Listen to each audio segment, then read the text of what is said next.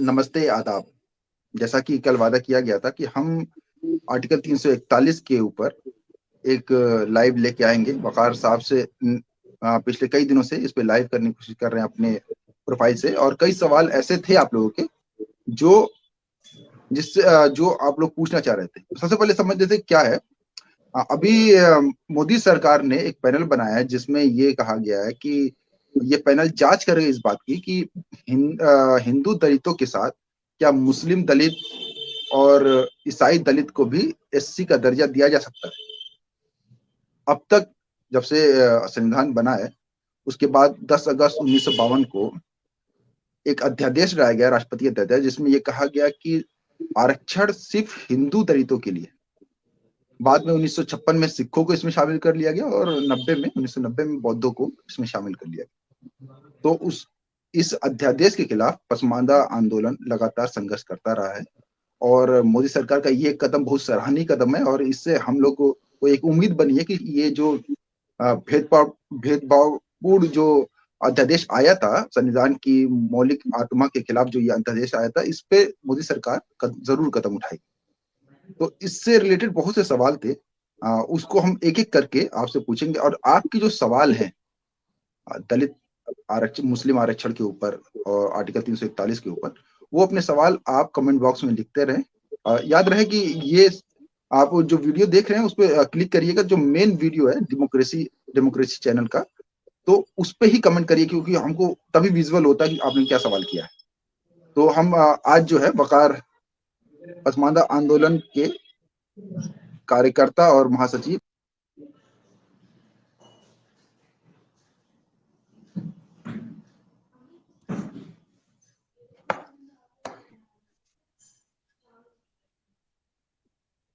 हाँ वकार भाई जी। हाँ, थोड़ा सा ये टेक्निकल दिक्कत हो जाती है, अभी सही है।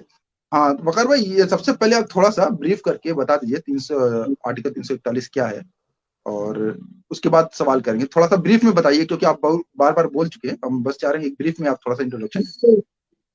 आर्टिकल 341 के तहत भारत के की एससी में आरक्षण दिया जाता है, जिसके तहत 84 सीटें पार्लियामेंट की और लगभग 600 के से ऊपर सीटें असेंबलीज की रिजर्व हैं, जिसमें हिंदू, सिख और बौद्ध उसका लाभ पाते हैं। मुसलमान और ईसाई के जो दलित हैं वो इसका फायदा नहीं पाते हैं। और इसमें बहुत सारे मेयर की सीटें हैं, चेयरमैनी है, प्रधानी है, महाप्रधानी है, इस तरह की सीटें हैं। आजादी के पहले 1950 के पहले बहुत सारे लोग इस तरह का आरक्षण पा रहे थे, लेकिन राष्ट्रपति जी 1950 10 अगस्त को एक राजेंद्र प्रसाद जी ने एक स्पेशल ऑर्डिनेंस, जिसको पैरा 3 कहा जाता है, उसके तहत एक ऑर्डिनेंस आया, जो जहां तक मेरी जानकारी है ये दोनों सदनों से पास नहीं था। ऊपर ऊपर ला करके दलित मुसलमानों को, दलित ईसाइयों को या सारे लोगों, गैर हिंदू लोगों को रोक दिया गया। 1956 में सिखों ने लड़कर के ले लिया या उनको दे दिया गया। 1989 में बौद्धों ने को दे दिया गया। और दलितों से बदतर पसमानदा दलित मुसलमान और ईसाई, इनको उससे महरूम रखा गया है। और ये लोकतंत्र और धर्मनिरपेक्षता दोनों को ये मैला करता है, या दोनों के ऊपर एक बदनुमा दाग बन के है ये। इस पे मोदी जी इनिशिएटिव लेने की बात हो रही है, जिसका हम लोगों ने स्वागत भी किया था। और बहुत सारों ने कहा कि भाई हमको चाल में नहीं आना है, लेकिन भिखारी एक भीख ही तो मांग सकता है, वो तो छीन नहीं सकता किसी से। कहीं भगा दिया जाएगा, कहीं से मिल जाएगा, वो सबको दुआ देते हुए चलता है। तो ये एक दुनिया का अकेला कानून है जो एक दलित को आरक्षण देता है और दूसरे दलित को धर्म की बुनियाद पे आरक्षण से रोकता है। यह है इसकी कहानी। अच्छा, अब मैं सवाल ये आता है वकार भाई कि इस अध्यादेश लाने के पीछे कारण क्या था। कहा जाता है कि आजादी के बाद जब बंटवारा हो गया तो उसके बाद बहुत कंफ्यूजन पैदा हो गई थी कि एससी में कौन आ रहा है, एससी में कौन नहीं आ रहा। ये मतलब मुसलमान और ईसाइयों के साथ जो है भेदभाव के लिए इस्तेमाल नहीं किया गया था। दरअसल ये राष्ट्रपति को इसलिए ये 341 तहत ये पावर दी गई कि वो जो भी कंफ्यूजन उसको दूर कर लें। जबकि आपके बोलने का तरीका ऐसा है कि ऐसा लग रहा है कि ये कोई एक साजिश के तहत लाया गया है। तो इसके ऊपर थोड़ा सा नहीं, बताएं। मैं ये मान लेता हूं कि हो सकता है साजिश, मैं नहीं कह रहा हूं कि साजिश ही होगी, लेकिन ये भेदभाव है, बिना साजिश का भी भेदभाव होता है कि अच्छा। मुसलमानों की एक कमजोरी कि वो अपना टाट के पर्दे में अपनी इज्जत हमेशा छुपाते रहे, तो उसी उनकी उस बेवकूफी का फायदा हमारे देश के समझदार लीडरों ने उठाया और ये गाना गाते रहे कि एक ही सब में खड़े हो गए महमूद अयाज, ना कोई बंदा रहा ना कोई बंदा नवाज। और हिंदू लीडरों ने इस मामले में, हिंदू मुस्लिम की अगर बाइनरी देखा जाए, तो हिंदू लीडरों ने समझदारी दिखाई।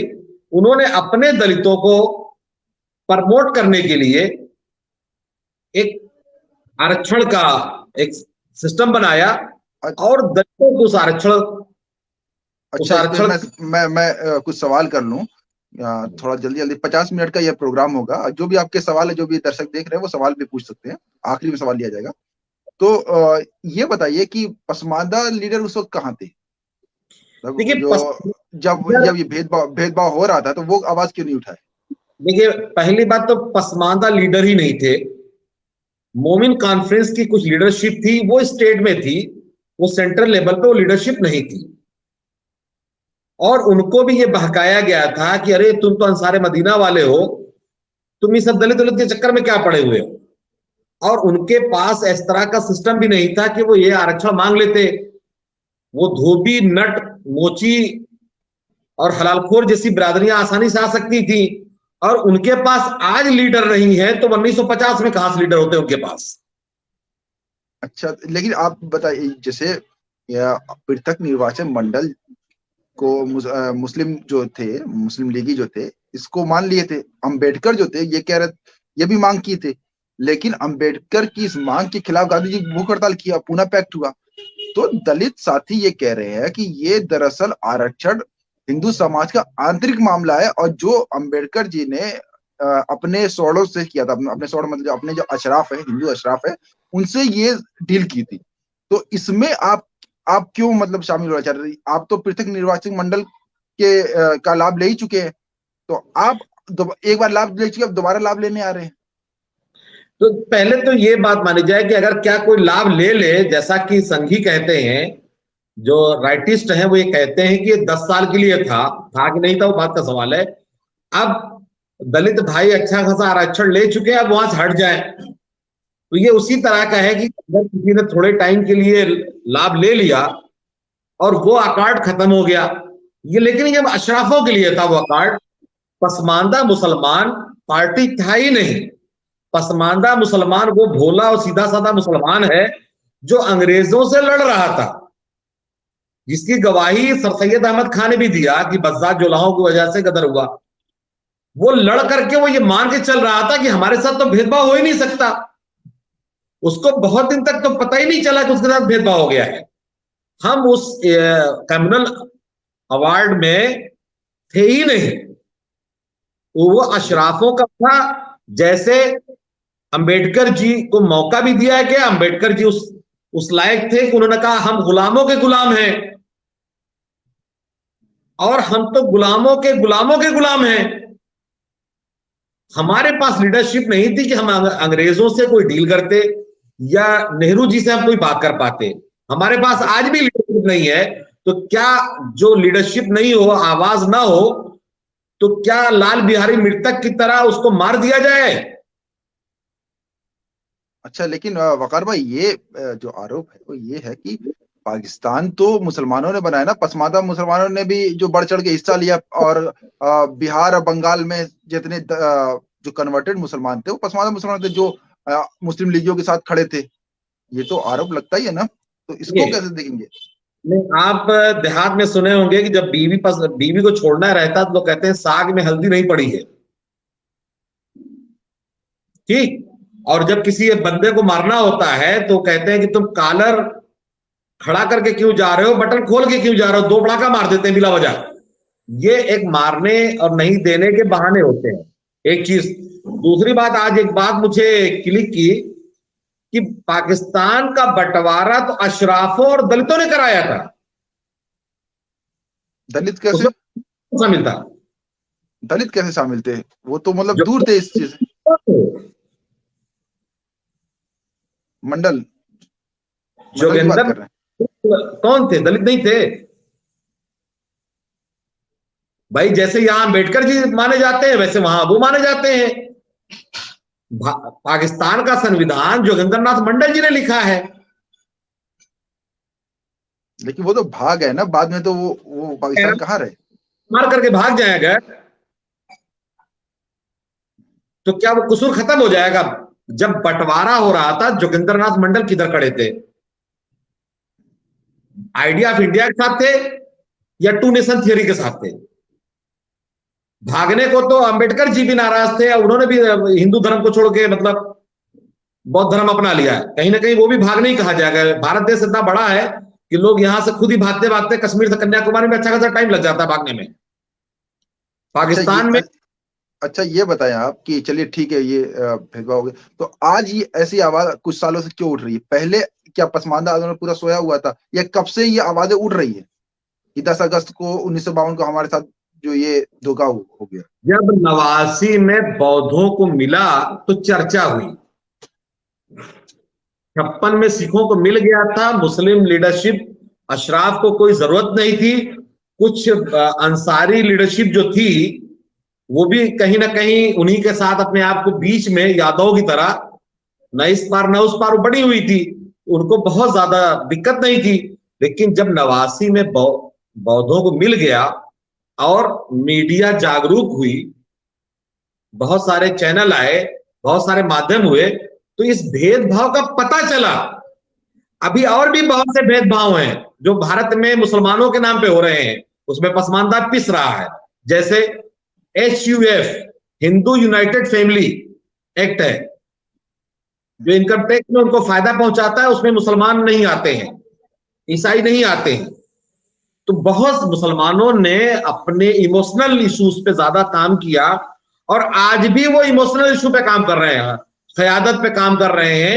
इश्यूज पे उनके पास कोई मामला नहीं, उनके मुद्दे क्या हो रहा है, उनके साथ कैसे उनको साइडलाइन किया जा रहा है, इस पे कोई चर्चा नहीं हो रही है।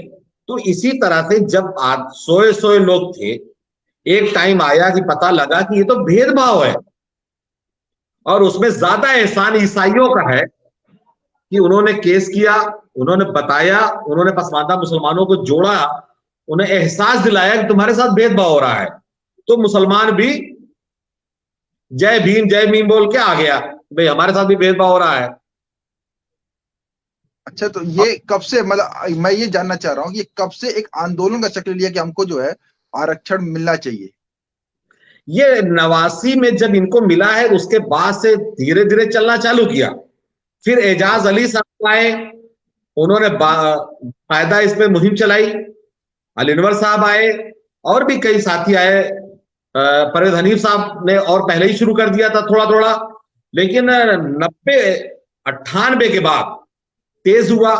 2004 में दिल्ली में हम, अली अनवर साहब और हाजी निसार साहब और मार्क टली वगैरह थे, वीपी सिंह थे, वीपी सिंह के मेहमान खुसूसी बनाए गए थे दलित मुस्लिम महापंचायत में। वहां से ये पब्लिक डोमेन में आया है ये। अच्छा, मुझे ये बताएं, कहा जाता है कि अब तो आजादी के बाद जो है जो अशराफ तबका था, जो बहुत संपन्न तबका था, वो तो पाकिस्तान भाग गया। तो अब तो सारे मुसलमान ही दलित से बदतर है। वो इस बात को लगातार पहले ओवैसी जी भी उठाते रहे हैं, और भी बहुत से नेता, मुस्लिम नेता, अशराफ नेता उठाते रहे कि वो तो भाग गया पाकिस्तान, हम तो यहाँ रुक गए, हम तो बाई चॉइस यहाँ पे रुके हुए हैं। तो अब हम तो, हमारी कंडीशन तो दलित से बदतर। तो धर्म के नाम पे, मतलब कि मुसलमान होने के नाम पे आरक्षण क्यों ना दिया जाए? देखिए, आजमगढ़ के रौतारा जो है दूसरे जिले के सवड़ के मुकाबले बड़े सच्चे और साफ गो हैं। हमारे आजमगढ़ में आरिफ प्रधान जी गुड्डू जमाली के गांव के हैं। उन्होंने इतनी जबरदस्त बात कही कि इसे नोट करने लायक है पूरे देश के, कि इस बाइनरी के लिए कि सारे मुसलमान पसमानदा है। उन्होंने कहा कि हम औरंगजेब के जमाने से लगातार गिरते चले आ रहे हैं, फौज से निकाल दिए गए, जमींदारियां छीन ली गई, अंग्रेजों ने ये किया वो किया, बंटवारे के टाइम पे क्रीम हमारा पाकिस्तान चला गया, 1953 में हमसे जमींदारी छीन ली गई, लेकिन उसके बाद भी पसमानदा कहीं भी हमारे बराबरी पे किसी एक फील्ड में अगर हो तो सामने आवे हमारे। अब तो वो कहेंगे अंसारी इतने आगे आगे हैं, पढ़ने लिखने में पैसे वाले। आप मऊ के रहने वाले हैं, मऊ की जानकारी मुझसे ज्यादा आपको होगी। मऊ में किसी अंसारी के पास BMW है, ऑडी है, मर्सिडीज है? नहीं है। जानकारी में तो नहीं है। नहीं, आप जवान आदमी हैं, आपको ज्यादा जानकारी होगी, शौक होता है इस उम्र में गाड़ियों का, नहीं चलाने का तो देखने का तो शौक रहता ही है बड़ी महंगी गाड़ियों को। मुबारकपुर में भी नहीं है, खैराबाद में भी नहीं है, जो सुनने में आया गोरखपुर में भी नहीं है। आजमगढ़ में आप टहल जाए सरायमीर की सड़कों पे तो हर 20-25 गाड़ी के बाद, 50 गाड़ी के बाद एक लग्जरी गाड़ी निकल जाती है। एक एक गांव में इतनी लग्जरी गाड़ियां हैं आजमगढ़ के रौतारों के पास कि पूरे पूरे शहर में किसी के पास उतनी गाड़ियां नहीं होंगी लग्जरी वाली। अंसारियों की हालत तो बहुत ही खराब हो चुकी है, खून बेचने तक की खबरें आई थी बनारस से, और उनके बच्चे जाकर के दुबई सऊदी में मजदूरी कर रहे हैं, इंडिया में मजदूरी कर रहे हैं। वो तो कहिए बीच में उर्दू टीचर उचर का मामला हो गया कि थोड़ा बहुत इज्जत बच गई। उनकी हालत बहुत खराब है। जहां जहां टिकट बिकते हैं, मैं ये नाम तो नहीं ले सकता, जब टिकट बिकते हैं तो अगर टिकट खरीद लेते तो हिस्सेदारी बन जाती ना थोड़ी सी। एक आदमी मुबारकपुर में टहल रहा था कि कोई टिकट ले लो, कोई अंसारी टिकट ले लो, एक सिंगल अंसारी सामने नहीं आया टिकट लेने के लिए। अच्छा, मुझे ये बताएं कि ठीक है आप बात कर रहे हैं, लेकिन अब अशराफ को अगर मिल जाता, मतलब कि अगर एज अ मुस्लिम आरक्षण मिलेगा तो क्या दिक्कत है? मतलब बहुत उसमें आपको भी आरक्षण मिल रहा है। नहीं, एज ए मुस्लिम आरक्षण का मतलब हुआ कि सिर्फ सवर्ण आरक्षण। जब ब्राह्मणों के हिस्सेदारी से दलितों को मतलब नहीं है, तो सैयद की हिस्सेदारी से हमारा क्या मतलब होगा? या तो फिर ऐसा आरक्षण कर दिया जाए, हिंदू आरक्षण अलग, मुस्लिम आरक्षण अलग कर दें। मतलब कास्ट के, अगर कास्ट बेस्ड आरक्षण नहीं होता है तो मुस्लिम अशराफों को लाभ होगा, इससे ये कहना चाह रहे हैं आप ना? उन्हीं को होगा ही होगा, और ये बात उन्हीं के लिए कही जा रही है। अच्छा, ये बताएं कि कहा जाता है कि जो SC आरक्षण है, जो दलित आरक्षण है, वो दरअसल छुआछूत के मामला भी से जुड़ा हुआ है। ठीक है कि उन जातियों के साथ जिनके साथ सामाजिक बहिष्कार हुआ है उनको ये आरक्षण दिया गया। तो मुसलमानों के साथ छुआछूत का मामला है, इस बात को साबित कैसे करेंगे आप? कैसे मतलब ये बात कहेंगे कि हुआ है? देखिए, जैसे मामला हो रहा है, क्योंकि अभी तो कास्ट ही नहीं मानते, फिर ये कहते कास्ट है लेकिन उसका स्ट्रक्चर वैसा नहीं है, और वो बहुत ऐसे है ना कि बहाना बनाना या अपनी इज्जत ढांकने के लिए कोई बात करना, ये दलील नहीं होता कि अगर टाट के पर्दे में भूख छुपी हुई है तो उनके यहां ज़कात ना पहुंचाई जाए। मुसलमानों में छुआछूत हिंदुओं से ज्यादा था है। हिंदुओं में गांधी जी जाकर के मैला साफ करते थे, दलित भंगी बस्तियों में जाके, वाल्मीकि बस्तियों में जाके। मोहम्मद अली जौहर ने कहा कि आधे दलित आप ले लो, आधे दलित हम ले लेते हैं। लेकिन मुसलमान दलितों के साथ आज तक किसी ने इस तरह की बात नहीं की। अंबेडकर जी को कानून मंत्री बनाया गया, अंबेडकर जी को मौका दिया गया संविधान बनाने के लिए, जोगेंद्र नाथ मंडल को पाकिस्तान का संविधान बनाने का मौका मिला, और जगजीवन राम उसी जमाने से बहुत बड़ी बड़ी पोस्टों पे मौजूद थे। लेकिन मुस्लिम दलितों के साथ क्या हुआ? ना उनके साथ हिंदुओं ने अच्छा व्यवहार किया, ना उनके साथ मुसलमानों ने अच्छा व्यवहार किया। मुसलमान जो है, दलित जो है, वो तो हिंदुओं का से भेदभाव का शिकार है और मुसलमानों से भेदभाव का शिकार है। इनकी कब्रें अलग हैं, कब्रस्तानें अलग हैं, इनकी मस्जिदें अलग हैं, इनके शादी ब्याह में कोई नहीं जाता। आजमगढ़ जैसी जगह पे हलालखोर की मिट्टी में आपको कोई भी गैर हलालखोर नहीं मिलेगा। लोग एक दलित शान से बताता मैं चमार हूं, मैं धोबी हूं, मैं पासी हूं, मैं खट्टिक हूं। मजाल क्या है कोई मुसलमान बता दे कि मैं धोबी हूं, मैं नट हूं, मैं मोची हूं, मैं मदारी हूं। हमारे यहां ज्यादा भेदभाव है, हमारे यहां ज्यादा छुआछूत है। अब ये जो आप स्टेटमेंट दे रहे हैं ये बड़ा स्टेटमेंट है, इसके ऊपर अभी सवाल आने लगेंगे और जो भी बाद में देखेंगे करेंगे, क्योंकि छुआछूत का मामला मुस्लिम, एटलीस्ट मुस्लिम ये कहते हैं कि हमारे साथ जो है छुआछूत का वैसा मामला नहीं है, हमने नहीं देखा, अपनी जिंदगी में कभी अनुभव नहीं किया कि मुसलमान छुआछूत का कोई मामला करते हैं। हालांकि मुझे एक हलालखोर साथी मिले थे, मऊ में ही मिले थे, उन्होंने कहा था कि अगर एक हलालखोर जो है जूस कॉर्नर खोल देगा, हलालखोर जूस कॉर्नर, तो कोई उसमें जूस पीने नहीं आएगा, ये बात वो बोल रहे थे। लेकिन फिर भी ये सवाल अभी जैसे आएगा कि हमने कभी छुआछूत का मामला अपनी जिंदगी में देखा ही नहीं मुसलमानों में, तो फिर इसको कैसे आप लोग जबरदस्ती थोपना चाह रहे हैं, ऐसी कोई चीज नहीं है और उसको जबरदस्ती थोप रहे हैं, इसको कैसे आप इस सवाल को देखेंगे ना भाई, हिंदू हिंदू मुसलमानों को पंचर वाला कहता है। एक तरफ पंचर वाला भी कहता है, एक तरफ कहता है अमीर भी है। पंचर वाला किसको कहता है? इन्हीं दलित मुसलमानों को, पसमानदा मुसलमानों को पंचर वाला कहता है। ड्राइवर किसको कहता है? इन्हीं को कहता है। एक तो ये चीज हो गई। दूसरी चीज ये हो गई कि जो चीजें आंखों से दिखाई दे रही हैं उसके लिए रेफरेंस या सबूत की जरूरत नहीं होती है। सूरज पूरब से निकलता है तो उसके लिए कोई भी लिंक नहीं मांगेगा कि लिंक दो, सूरज पूरब से निकलता है। गूगल का स्क्रीनशॉट लगाओ। किसी भी दलित बस्ती में आप चले जाएं जो अपनी पुरानी हालत में रह रहे हैं, उनके साथ बाहर के लोग किसी भी हालत में उनके साथ कोई मेल जोल नहीं करते हैं। आजमगढ़ में अब्दुल वली साहब करके एक पुराने जमाती थे, थोड़ा सा दिमाग के हद से कमजोर थे, वकील होने के बाद कुछ वजहों से कमजोर हो गए थे दिमाग से, पंजवक्ता नमाजी थे। जब उनका इंतकाल हुआ तो सिवाय पसमानदा जमातियों के कोई भी अपर क्लास का जमाती आया नहीं वहां पे।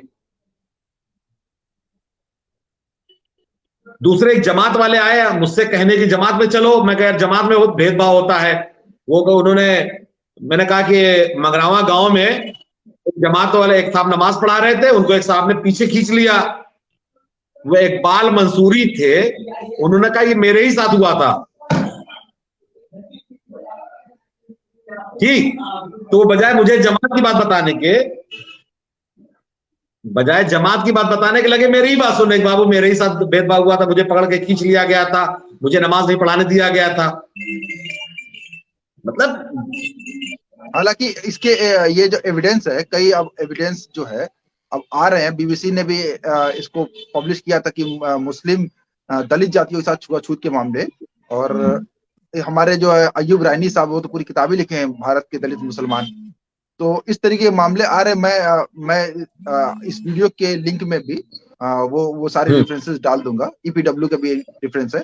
तो मैं बस ये कहना चाह रहा था ना कि होता क्या है कि जो लोग ये सोचते हैं जिस चीज की रिपोर्टिंग नहीं हो रही है उसका अस्तित्व नहीं है। मतलब अभी आज अगर भ्रष्टाचार की रिपोर्टिंग नहीं हो रही तो ये माना जाएगा भ्रष्टाचार भारत में नहीं हो रहा। वो इस तरीके के एटीट्यूड को मानते हैं कि जिसकी रिपोर्टिंग ना हो उसका अस्तित्व नहीं है। तो ये एक पहलू था। चल, इसके अलावा बताएं कि आप जिसे कब जो है मुस्लिम अशराफ जो है, क्या कभी मांग नहीं की इस बात की कि हमारे दलितों को जो है आरक्षण दिया जाए? नहीं, इधर इन्होंने मांग करना चालू किया है। जैसे उलमा काउंसिल जाके धरने बैठी, और अवैसी साहब ने भी एक आध बार कहा, अबू आसिम आजमी ने भी कहा, लेकिन वो दलित मुसलमानों की भलाई कम, नेहरू के विरोध के लिए ज्यादा करते हैं वो लोग। अच्छा, मतलब उसको कांग्रेस विरोध में इस पूरे इसको लेके जाते हैं, क्योंकि कांग्रेस ही, अच्छा वो तो अंबेडकर विरोध भी लेके आते हैं, वो कहते हैं अंबेडकर ने नहीं। अच्छा अच्छा अच्छा, अंबेडकर जी का कोई विरोध नहीं है, क्योंकि ज्यादातर मुसलमान बाई बर्थ जो अपर क्लास के मुसलमान है वो कांग्रेस विरोधी हैं।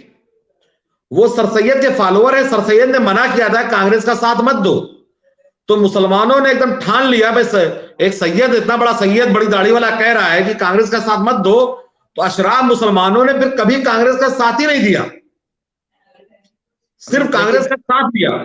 लेकिन ये देखा जाए कि शुरू में तो सारे जो भारत में रुक गए थे सब कांग्रेस से ही टिकट ले लेके चुनाव लड़े और उन्हीं के साथ खड़े ये रहे चुनाव कांग्रेस। लड़ते थे, चुनाव जीतते थे, कांग्रेस को सपोर्ट नहीं करते थे। तो कोई ऑप्शन भी तो नहीं था उस टाइम, और किसको करते, कांग्रेस को नहीं करते तो। जी, ये नहीं करते थे ये लोग। कई छोटी छोटी पार्टियां हैं, मैं उस पर अभी देख रहा हूं, जैसे कम्युनिस्ट पार्टियां हैं, आप देखेंगे बूढ़े जितने लोग हैं वो ज्यादातर कम्युनिस्ट हैं। मुसलमानों में नेताओं में आप देखेंगे जो अब तो नहीं दिखाई दे रहे हैं, पुरानी पीढ़ी, वो भैया मैं तो कम्युनिस्ट ही हूं। साहिर लुधियानवी से लेकर के कौन कौन जो नाम है, कैसे आदमी, ये सब के सब तो वही थे ना। जी जी जी। हजरत मोहानी, मौलवी बाकिर, ये सब तो कम्युनिस्ट थे। तो जहां से कम्युनिस्ट चुनाव लड़ती थी, ये लोग कम्युनिस्ट के साथ थे, ये कांग्रेस के साथ नहीं थे। और 77 में तो खुल के जमात इस्लामी और आरएसएस मिलकर कांग्रेस को हरा रहे थे। मुस्लिम मजलिस, जमात इस्लामी और आरएसएस, ये तीनों मिलकर कांग्रेस को हरा रहे थे। तो ये अंबेडकर जी का विरोध नहीं करते, क्योंकि अंबेडकर जी अब दलित मुसलमानों, पसमानदा मुसलमानों को उस तरह खुल के नहीं कुछ बोले थे। लेकिन नेहरू ने कई बार इस तरह की बातें की थी कि नेहरू से ऐसा लगता था कि अच्छा, अंबेडकर के ऊपर भी आजकल कुछ कुछ चीजें बहुत जो है वायरल हो रही है। उसमें से उनकी किताब जो है, पाकिस्तान वाली जो किताब है, उसके कई कोटेशन, वो मैं अभी लाना नहीं चाह रहा हूँ, बाद में लाऊंगा। एक मैं सूचना दे दूं, जिनको भी सवाल करना है वो कमेंट बॉक्स में सवाल लिखते रहे, उनका सवाल बाद में ले लिया जाएगा।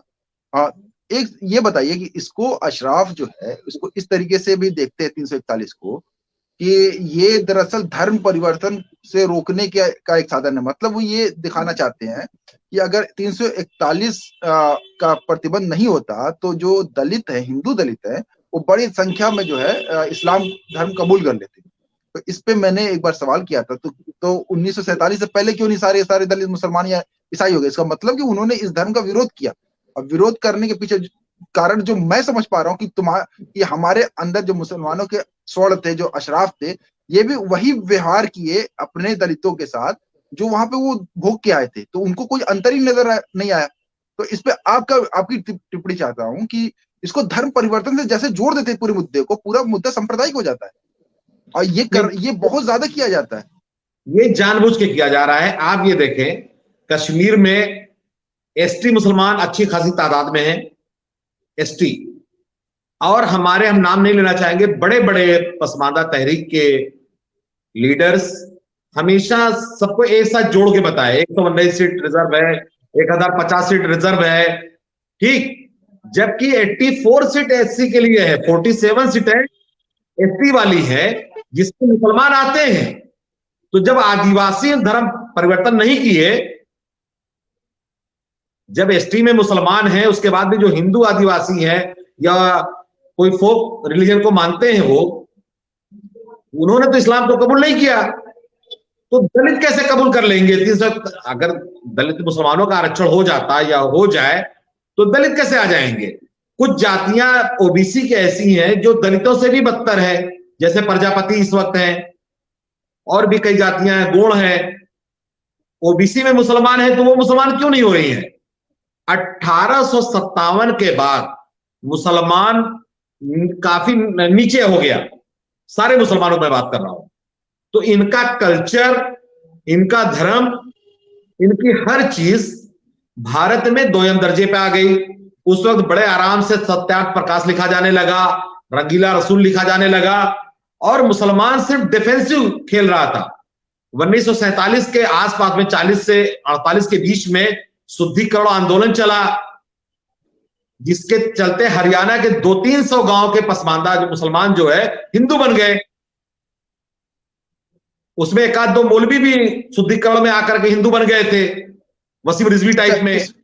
एक सवाल इसी पर आता है कि जब आपके साथ इतना ही भेदभाव हो रहा है मुसलमान होने के नाते, तो आप धर्म छोड़ क्यों नहीं देते? मतलब ये सवाल किया जाता है, आप गौर करिए। कई बार कई साथी हमसे ये कहते बौद्ध बन जाओ, तुमको हिंदू नहीं बनना है तो तुम बौद्ध बन जाओ। बौद्ध बनने के बाद एमपी बनने की गारंटी हो जाएगी?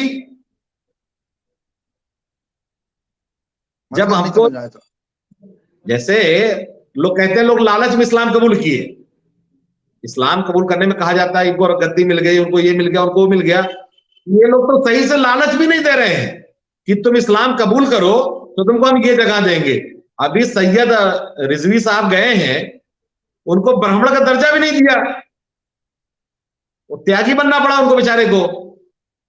तो सिर्फ ये कहना कि तुम आ जाओ और आ जाओ, तो फिर उसके बाद पता चला कि कई सालों तक जो है तुम नए दलितों का भी आरक्षण नहीं मिलेगा। देखें, इनका दिल बड़ा नहीं है, सच्चाई ये है, उसको आज कहें चाहे 10 साल बाद कहें। और यही वजह है कि दलित आंदोलन भारत में कभी सफल नहीं होगा। देखिए, अगर अच्छा इसको ऐसे भी तो देखिए कि उन दलितों का दर्जा 1947 से अब देखिए कितना ज्यादा अच्छा हो गया है। मतलब उनके MP हैं, IAS है, PCS है।